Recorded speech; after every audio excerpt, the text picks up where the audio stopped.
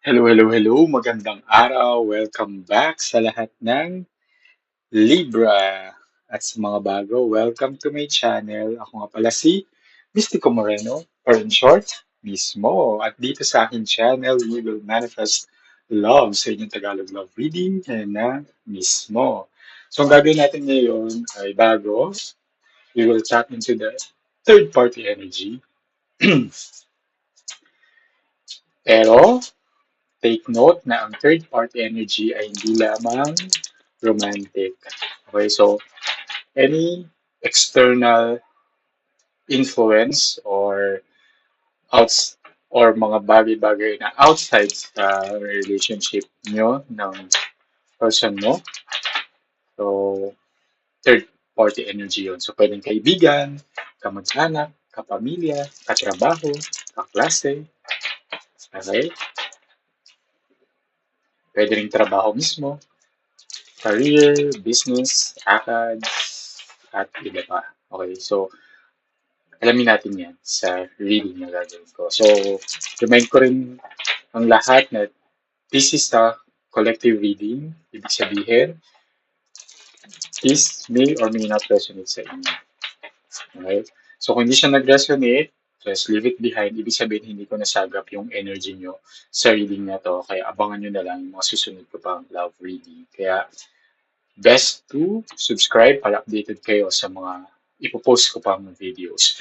So, ang gagawin ko is, bubunot ako ng two cards each set. So, yung first is yung current situation between you and your person.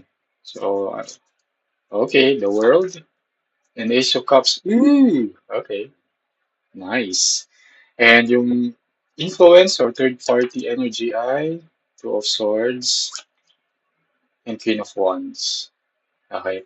And paano niya naapektuhan yung relationship?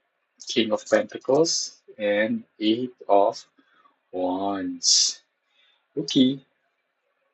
So, let's see if this is a romantic third party. Habang binabalasa ko yung cards, gusto kong magpasalamat sa lahat ng Libra na sumusuporta sa akin channel. Thank you so much. At sa mga bago, sana supportahan nyo rin ang aking channel para mag-grow siya. So, subscribe na sa channel ko. I-like nyo na yung video. And, kasi pag nilike nyo yung video, uh, matutulungan yung mag-grow ang aking channel. Para mas makagawa pa ako ng maraming love readings para sa inyo. Okay? So, thank you sa support. Sige. Tingnan natin. Is this a romantic third energy? Three of Wands. Oh, okay. Sige. So, this is a romantic third party situation. Sige. So, yung current energy niyo is the world and Ace of Cups. Also, before ko ituloy, yung strong energy na nasasagap sa reading nito ay signs ng Leo, okay, Taurus, Scorpio, and Aquarius. Okay, so pwedeng yun yung signs ng person ninyo, but doesn't have to. Yun lang yung nasasagap na energy sa reading na ito. Okay? Okay, sige, simulan na natin. So, yung mahal yung isa't isa, as shown here by the Ace of Cups, and masaya kayo sa situation ninyo. Okay? What I can sense here is walang problema, walang issue when it comes to you and your person. Okay? Uh, pero may third party energy na, alam mo yun, I'll use the word e-epal or na susubukan guluhin ang masaya ninyong relasyon. Pero I can see here na mahal niyo ang isa't isa, as shown here by the Ace of Cups, and the world. The world is, kita niyo naman, it's full of celebration, long-term commitment, and happiness.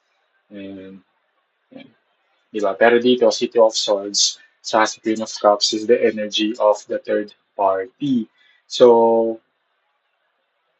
um, sige. So, si Two of Swords, sa si Queen of Wands, itong third party energy na tatry guluhin ang relationship. Someone na very charismatic. Ano to?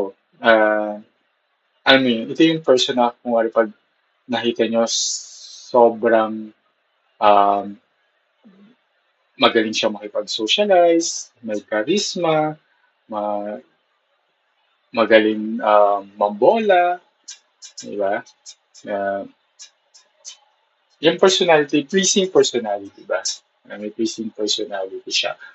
Pero, behind that um, that personality is someone na, alam mo yun, medyo, anyang, hindi siya yung tao na parang willing harapin yung, kuwari, like yung sa situation niya, di ba? Alam niya, for sure, alam niya na committed yung person niya. Alam niya na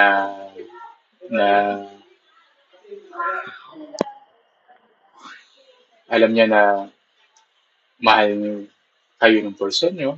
Pero ito kasi, ano, attracted siya, siguro.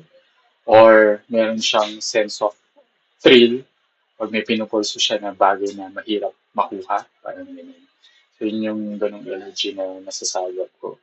And how it affects yung relationship, di ba? Yung King of Pentacles, shown here, is, ayun nga, matitest, syempre, yung faithfulness, yung pagiging faithful ng person niyo.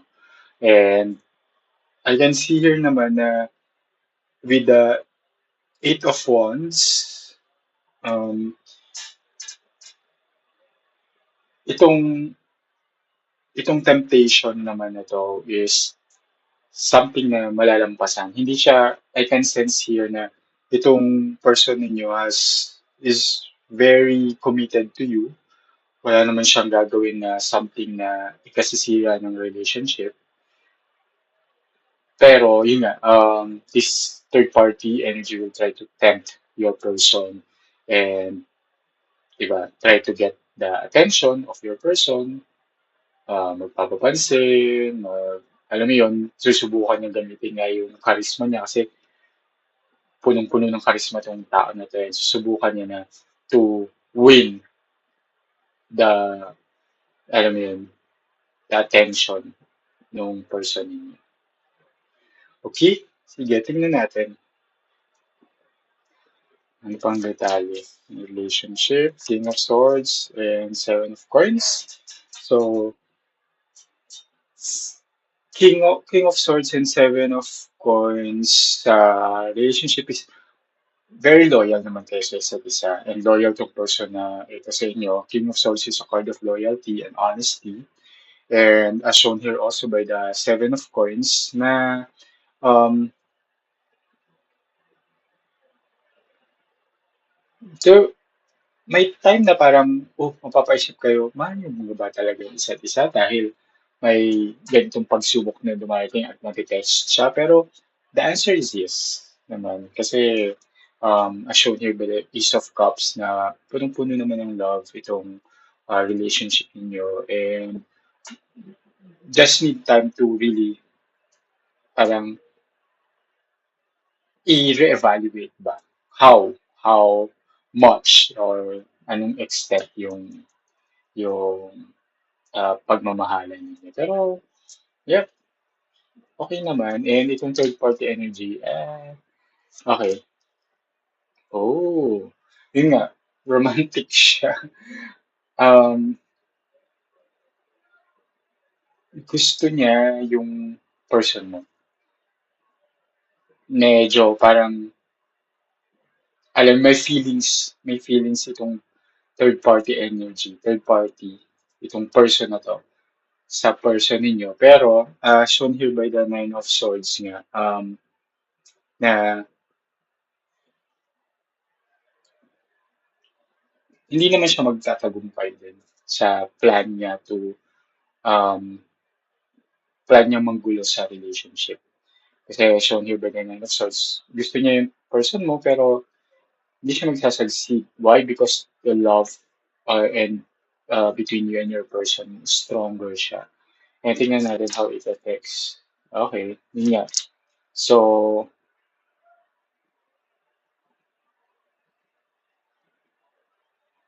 yeah. So, I don't think naman that this will be a secret between you and your person. In fact, because of the honesty and loyalty ng person ninyo sa inyo, is um,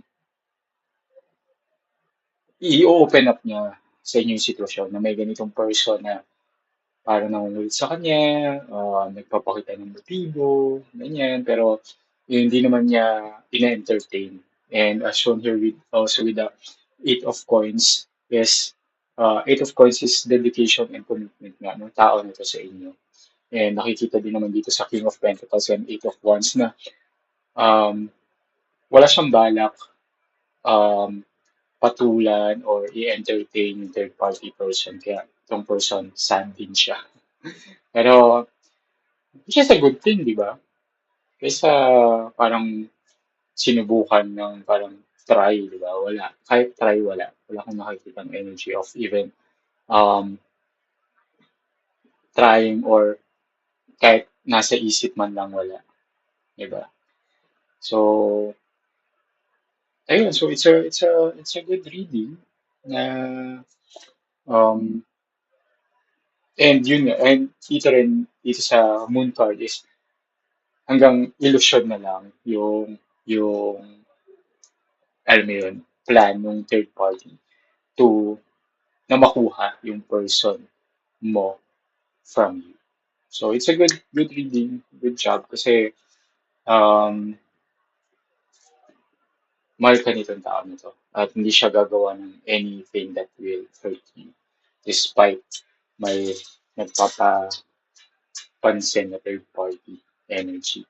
Okay, so alamin natin yung advice ng universe sa inyo when it comes to this um, situation.